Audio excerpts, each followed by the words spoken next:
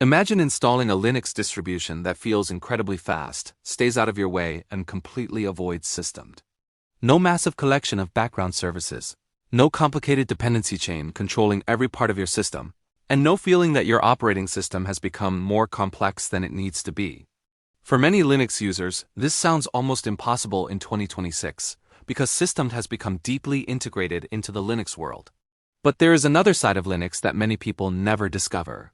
Hidden among the thousands of distributions is a group of operating systems that reject systemd and take a completely different approach to booting, service management, logging, networking, and system administration. And one of the most interesting examples is Artix Linux. Artix Linux is based on Arch Linux, but with one major difference: it does not use systemd. Instead, Artix gives users a choice of alternative init systems, including OpenRC, Runit, S6, and dinit. That single decision changes the philosophy of the entire operating system. Instead of accepting systemd as the central component responsible for an expanding list of system functions, Artix lets users choose a simpler and more modular approach. For experienced Linux users, that can be extremely attractive. But why would anyone want to avoid systemd in the first place? Systemd was originally designed to solve real problems. Modern Linux systems need to start quickly, manage services reliably, handle dependencies, provide logging, manage devices, and coordinate many components during boot. Systemd brought all of these functions together under one project. For many users, this integration makes Linux easier to manage. But critics argue that systemd has become too large and too powerful. Instead of one tool doing one job, systemd now handles many jobs that were historically performed by separate Unix-style programs. This is where distributions like Artix become interesting. Artix follows a more traditional philosophy. Different components can perform different tasks, and users can decide how their system should behave. Instead of being forced into one architecture, you have choices. That flexibility is one of the biggest reasons people who have used Linux for years become interested in non-system distributions. The first thing you may notice after installing Artix is the speed. Now, it is important to be realistic here. A non-system distribution is not automatically going to make your computer dramatically faster in every benchmark. Hardware, desktop environment, applications, kernel configuration, storage, and background services all influence performance. But a minimal Artix installation can avoid many unnecessary services, which can reduce background activity and make the system feel responsive, especially on older or lower-powered hardware. The boot process is also different. Instead of systemd managing the entire startup sequence, the selected init system takes control. OpenRC, Runit, S6, or dinit each has its own design philosophy. This means that two Artix installations can behave differently depending on the init system you choose. For Linux enthusiasts, this is not a disadvantage. It is part of the appeal. Another major attraction is control. Traditional Linux philosophy is often summarized by the idea that programs should do one thing and do it well. Systemd challenges that philosophy by combining many system management responsibilities into one ecosystem. Artix gives users an opportunity to experience a more modular environment where components can be replaced independently. However, there is a catch, and this is where many newcomers discover that non-systemd Linux is not necessarily easier. The Linux ecosystem has increasingly been designed around systemd. Some software expects system services, some documentation assumes systemd commands, and certain applications may require additional configuration when running on a non-system distribution.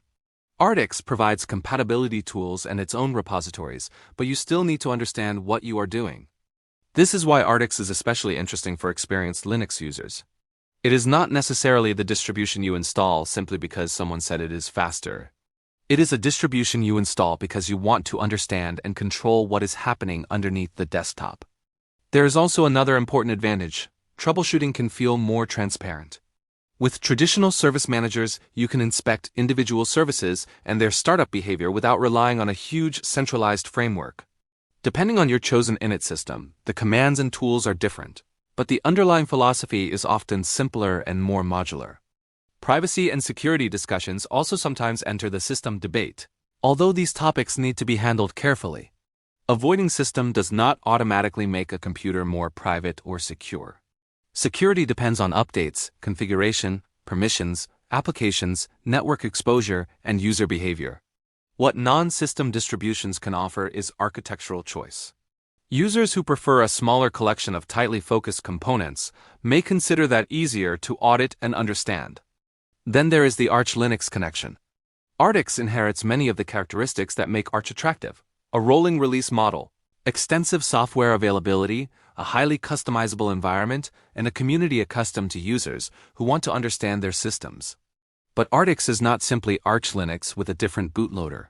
Its repositories and package ecosystem are adapted to work without systemed, and that makes it a distinct project.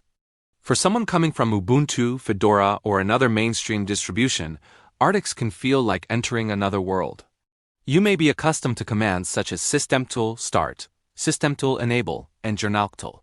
In Artix, the exact commands depend on the init system you selected. That learning curve can be frustrating at first, but it can also teach you something valuable: how Linux actually starts services and manages a running system.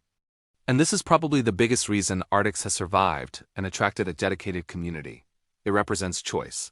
In a Linux ecosystem where standardization is increasingly important, Artix says that standardization should not mean everyone must use the same architecture. But is Artix really beating system-based distributions? The answer depends on what you mean by beating. If you mean winning every performance benchmark, absolutely not. If you mean offering a better desktop experience for every Linux user, again, no. System-based distributions remain extremely popular for good reasons. They provide excellent hardware support, predictable administration, strong integration, and compatibility with modern Linux software. But if beating systemed means proving that Linux can still function effectively without it, then Artix makes a powerful case. It demonstrates that the Linux ecosystem is bigger than the mainstream distributions most people encounter. And Artix is not the only option. Void Linux uses Runit and follows its own independent philosophy. Div1 exists specifically as a Debian-based alternative without systemed. Alpine Linux takes an even more minimal approach and is widely known for its use of OpenRC. These projects show that non-system Linux is not some forgotten experiment. It remains a living part of the Linux ecosystem. So should you switch? If you are a beginner who simply wants a computer that works, probably not just because it does not use systemed. A mainstream distribution may provide a smoother experience. But if you are curious about Linux internals, want maximum control, dislike centralized system management, or simply want to experiment with a different philosophy, Artix could be one of the most interesting distributions you try. The real lesson is not that systemed is evil or that non-systemed Linux is automatically superior. The lesson is that Linux gives users choices. Systemed has become dominant because it solves many difficult problems and provides consistency across modern distributions. At the same time, projects like Artix prove that another path is still possible. And that may be the most surprising thing about this hidden Linux world. While millions of computers quietly run systemed every day, a dedicated community is still building, maintaining, and improving operating systems that take a completely different approach. Artix may not replace Ubuntu, Fedora, or Debian anytime soon, but it does something arguably more important for the Linux ecosystem. It keeps the alternative alive. If you have ever wondered what Linux feels like when systemed is removed from the equation, Artix Linux is one of the most fascinating places to start. It is fast when configured properly, flexible, highly customizable, and designed for people who want to know exactly what their operating system is doing. It may not be the easiest Linux distribution, and it certainly is not for everyone. But for users who value simplicity, modularity, and control, this hidden corner of Linux could be exactly what they have been looking for.